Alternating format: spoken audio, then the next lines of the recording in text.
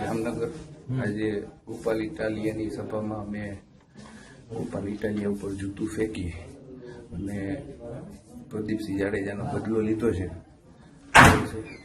એને જે તે ટાઈમે પ્રદીપસિંહે જૂતું ફેંક્યું હતું એને ઘણો લાંબો ટાઈમ થઈ ગયો છે. આજ મને મોકો મળવાથી સમાજ પ્રેમી થોડોક હોવાથી આ કાર્ય કર્યું છે મેં.